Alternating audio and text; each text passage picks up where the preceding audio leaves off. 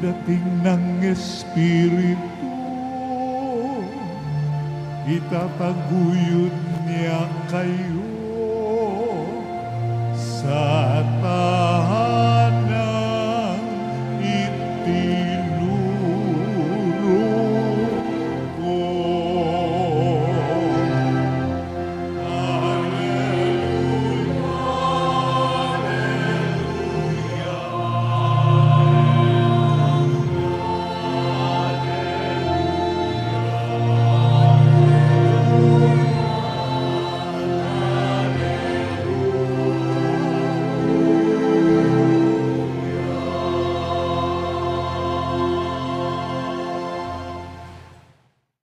Sumainyo ang Panginoon. At sumaiyo rin. Ang mabuting balita ng Panginoon ayon kay San Mateo.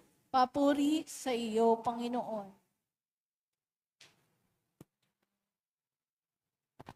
Noong panahong iyon, sinabi ni Jesus sa kanyang mga apostol, "Ngayon, sinusugo ko kayo na parang mga tupa sa gitna ng mga asong gubat.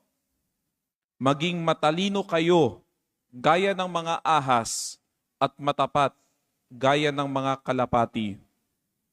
Mag-ingat kayo sapagkat may mga taong magkakanulo sa inyo sa mga hukuman at hahagupitin nila kayo sa mga sinagoga. Dahil sa akin, ihaharap kayo sa mga gobernador at mga hari at magpapatotoo kayo sa harapan nila at ng mga hentil. Kapag nililitis na kayo, huwag kayong mabalisa tungkol sa sasabihin ninyo o kung paano ninyo sasabihin. Pagdating ng oras, ito'y ipagkakaloob sa inyo, sapagkat hindi kayo ang magsasalita, kundi ang Espiritu ng inyong Ama ang magsasalita sa pamamagitan ninyo. Ipagkakanulo ng kapatid ang kanyang kapatid upang ipapatay. Gayon din ang gagawin ng ama sa kanyang anak. Lalabanan ng mga anak ang kanilang mga magulang at ipapapatay. Kapopuotan kayo ng lahat dahil sa akin. Ngunit ang manatiling tapat hanggang wakas ang siyang maliligtas. Kapag inuusig nila kayo sa isang bayan, tumakas kayo sa kasunod. Sinasabi ko sa inyo, hindi pa ninyo napupuntahan ang lahat ng bayan ng Israel ay darating na ang Anak ng Tao. Ang mabuting balita ng Panginoon. Pinupuri ka namin, Panginoong Jesucristo. Umupo ang lahat. Mga kapatid, tayo ay nasa ilang araw na tayo? Ika-4, no? At sino dito ang nakakompleto na? Sino ang yung nakompleto na yung 4 na to? Pwedeng itaas yung kamay. Konti lang. Hindi nyo nasusundan yung mga mabuting balita, no? Mga kapatid, ngayong araw na ito, sinusundan natin yung chapter 10 ng Ebanghelyo ayon kay San Mateo. Kung nandirito kayo nung parang 2 days ago, 2 araw nang nakalipas, nung Miyerkules, ang narinig nating mabuting balita ay tungkol sa pagtawag ng Panginoon sa kanyang 12 apostoles. Ewan ko kung naalala ninyo. No? Alam niyo po, ang salitang apostol at ang salitang misyonero ay parehas lamang ang ibig sabihin. Ang apostol ay mula sa salitang Griego or Greek. At ang misyonero naman, misyo, galing siya sa salitang Latin. At pareho silang nangunguhulugan na ipinadala. Someone being sent. Ipinadala sila, yung mga apostol, ipinadala sila ni Kristo. ipinadala sila ng Diyos. Ipinadala sila para saan? Maririnig natin ito kahapon. Kung nandirito kayo kahapon at nakinig kayo ng mabuting balita, ito yung ginawa ang ipinag-uutos sa kanila ng Panginoon. Ipinadala sila, yung mga apostol, para ipahayag ang mabuting balita. Ang pagmamahal at ang awa ng Diyos para sa mga makasalanan ay ipapahayag nila. Sila ay inutusang ipahayag na malapit na ang kaharian ng Diyos. Hanapin nila ang mga nawawalang tupa ng Israel. Sila ay magpapagaling ng mga may sakit at buhayin ang mga patay. At tayong lahat na naririto, dahil sa ating binyag, because of our baptism, tayo rin ay nakikibahagi sa misyon ni Kristo. No? Kung si Kristo ay ipinadala ng kanyang Ama upang iligtas tayo at ipapahayag itong pag-ibig ng Diyos sa mga makasalanan, gayon din naman ang mga apostol, pinadala ni Jesucristo. At tayo ay nakikibahagi dito sa misyon ng simbahan. Kung sila ang haligi ng simbahan, tayo ngayon ay bahagi nitong simbahan na umaalis. Ipinapadala ng Panginoon para dalhin itong mabuting balita. Kaya nga sa iba't ibang paraan, tayo ay mga misyonero. No? Tayo ay nagpapahayag ng mabuting balita. Sa mga magulang dito, ipinapahayag ninyo siguro ang mabuting balita sa inyong mga anak. Yung mga nagtatrabaho, no, sa opisina, at sa ating mga kapwa, sa ating mga neighbors, no, kapitbahay. At hindi lang ito pagpapahayag ng salita, kundi ito ay sagawa rin. No? Sabi nga ni Pope Paul VI, sabi niya, ang mga tao ngayon ay nakikinig hindi na sa mga guro, sa mga teachers, kundi sa isang saksi, sa isang witness, sa isang nagpapatotoo. At kung sila ay nakinig sa isang guro, sa isang teacher, ito ay dahil yung teacher na yon ay nagpapatotoo. Dahil itong teacher na to ay isang witness ng pag-ibig ng Diyos na ang Diyos ay totoong buhay. Kaya sila nakikinig. Kaya nga ang punto nito mga kapatid, na tayong lahat na nandirito, dahil sa ating binyag, tayo ay mga misyonero sa iba't ibang paraan. No? Siguro yung mga kabataan dito, ewan ko kung part sila ng mga SOCOM, mga digital missionaries na sinasabi ngayon. No? Ngunit, itong ebanghelyo na binasa natin kanina, ay, ewan ko kung kayo ay natakot. Ano? Pero itong ebanghelyo na binasa natin kanina, na narinig ninyo, ay nagpapahayag sa atin ng isang sangkap ng misyon. Isang sangkap ng misyon ni Kristo. At dahil ito ay misyon ni Kristo, ito ay sangkap din ng misyon ng bawat isa sa atin. At alam niyo kung ano ito? Persecution. Pag-uusig. Rejection. Paghihirap, pagdurusa, suffering. Sabi mismo sa ebanghelyo, ipagkakanulo ng kapatid ang kanyang kapatid. Ipagkakanulo ng ang ama ang kanyang anak at ipapapatay. Ang anak laban sa kanyang magulang. Ibibigay sa mga Sanhedrin, papahagupitin. Ibibigay sa mga gobernador at mga hari. Kaya nga sabi dito, look, I am sending you out like sheep among wolves. Sabi dito, asong gubat. Pero ito ay mga wolf, mga lobo. Isipin ninyo mga kapatid, no? Sa 12 apostoles, iisa lamang ang namatay dahil sa katandaan, si San Juan. At lahat sila, yung 11, ay namatay bilang isang martir. Ibinuhos nila ang kanilang dugo para maipahayag ang mabuting balita. Sila ay parang mga tupa sa gitna ng mga lobo. Ngayon ang katanungan, bakit kailangan ang pag-uusig? Bakit kailangan ang persecution? Bakit kailangan ang suffering? Sa mundo ngayon, ayaw natin maghirap. No?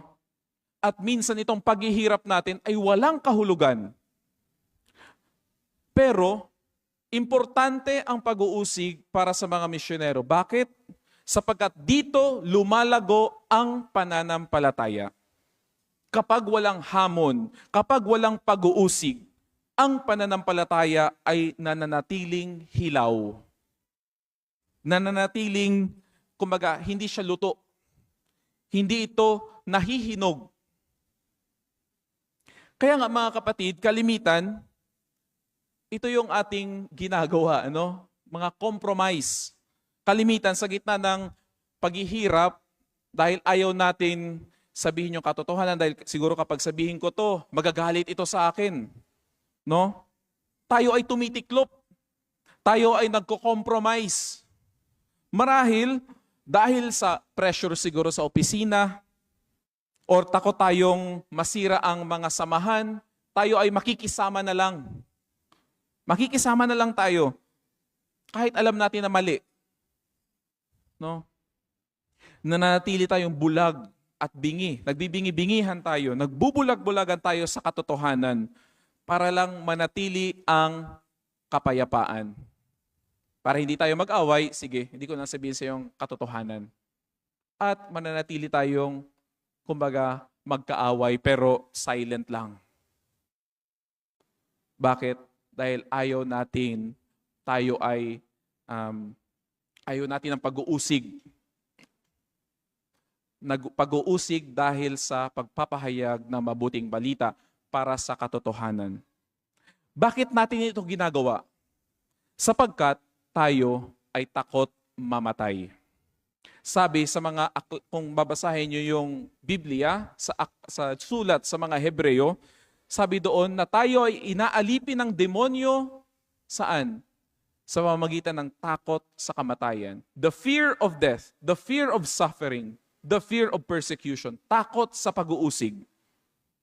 Kaya nga dito mga kapatid, pumapasok ang tunay na mabuting balita, ang kerigma, na si Kristo ay muling nabuhay at siya ang nagliligtas sa atin mula dito sa pagkaalipin natin sa kamatayan. Pagkaalipin natin sa takot sa kamatayan, the fear of persecution, the fear of suffering, sapagkat binuksan niya ang pintuan ng buhay na walang hanggan. Ang kamatayan ay hindi ang may huling salita. Si Kristo ay muling nabuhay at dahil dito, tayo rin ay may pag-asang mabuhay at magkakaroon tayo ng buhay na walang hanggan. Kaya nga sinasabi sa Ebanghelyo, huwag kang matakot. Huwag kang matakot.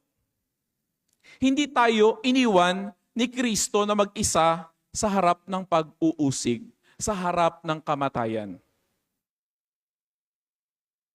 Alam niyo mga kapatid, ang Birhen ang Nuestra Señora de la Soledad, ang ibig sabihin nito ay solitude, mag-isa. Nung ako ay bata pa, siguro tulad ng mga altar servers dito, ako ay taga Catanduanes, at sa Virac. And doon, magkakaroon ng prosesyon ng Good Friday ng hapon, yung Santo Enchero. Pero at around 10 o'clock, 11 o'clock ng gabi, may isa pang prosesyon na tinatawag namin na Soledad. At ipoprosesyon yung Nuestra Señora de Soledad. At yung prosesyon na yon ay tahimik lang ang lahat. Walang mga banda, walang kahit na tahimik lang na iikot. At usually, konti lang kami noon na, sabi ko, ang weird naman ng prosesyon na to. Ganon din daw dito. Ganon din daw pala dito. Tahimik lang. Bakit? Ito ay ang pagsama ni Maria kay Jesucristo sa kamatayan. Dahil hindi lang si Kristo, isipin ninyo mga kapatid, hindi nag-iisa si Maria sa kanyang kalungkutan. Si Kristo ay hindi rin mag-iisa nung siya ay namatay sapagkat nandiyan ang kanyang ama. No? Ipinadala ng Ama ang Espiritu Santo upang tayo ay turuan kung ano ang ating sasabihin, ang ating gagawin sa harap ng pag-uusig. Sa harapan ng paghihirap, alam niya kung anong ating gagawin. Ipapadala ang Espiritu Santo para tayo ay makawala dito sa takot sa kamatayan. Takot sa persecution, sa pag-uusig. Kaya nga sa harapan ng pag-uusig, ng martyrdom, ng paghihirap, hindi tayo nag-iisa. Kaisa natin si Kristo sa pamamagitan ng Espiritu Santo. Ngunit importante ding nating malaman, no, na ang pagdurusa ay hindi ito ipinapadala sa inyo ng Diyos, yung sufferings ninyo. Ewan ko, no, sa iba't ibang paraan, hindi ko alam kung ano yung pagdurusa na hinaharap ninyo nung pumasok kayo dito sa Eukaristiyang ito. Hindi naman ang gusto ng Diyos na kayo ay sirain nito.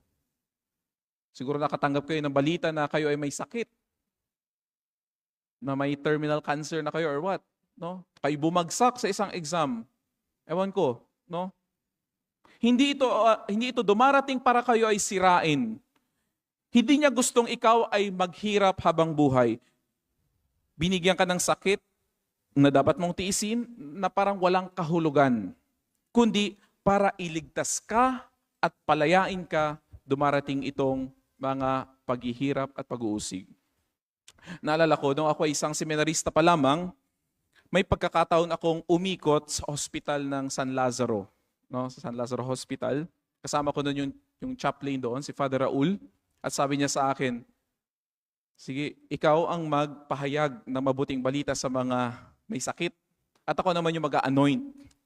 Sige, tandem kaming dalawa. Umiikot kami. At ano ang aking ipinapahayag? Sinasabi ko sa kanila. Hindi ko sinasabi sa kanila na kayo ay gagaling na. Sapagkat hindi ko alam kung sila ay gagaling. At ito ay ito ay nasa kamay na ng Diyos kung sila ay gagaling. Ngunit ang sinasabi ko sa kanila ay ganito na nagmumula kay St. John Paul II. Sabi niya na ang pagdurusa ay nagliligtas kung ito ay isinasama natin sa pagdurusa ni Kristo sa krus. May kabuluhan ang pagdurusa, ang suffering, kung ito ay kaisa, united, kaisa ng pag-ibig. At ito ay nababasa lamang natin sa mata ng pananampalataya. Kaya nga mga kapatid, ang inyong mga sakit, ang inyong mga paghihirap, material man o spiritual, ang lahat ng mga pag-uusig, maaari itong ialay para sa inyong mga anak. Siguro inyong mga anak ay isang adik, hindi ko alam, no? Ang inyong asawa na lasinggero. Para sa mga kabataan siguro, pwede niyong ialay ito, yung mga nakakaranas ng depression, anxiety at iba't iba pa, no? Isolation. Maraming mga words na ngayon na lumalabas. Ang inyong paghihirap ngayon ay maaari ninyong pagsamahin sa paghihirap ni Kristo sa krus para sa kaligtasan ng marami. Kaya nga mga kapatid, huwag kayong matakot. Ipahayag natin ang mabuting balita sa salita at sa gawa at ialay natin ang mga ito, ang ating mga pagsubok, ang ating mga paghihirap bilang bahagi, bilang pakikiisa natin kay Kristo sa krus. Sapagkat sa huli, ang tagumpay ay nasa Kanya. At ito ang pinakamatibay na pag-asa. Amen.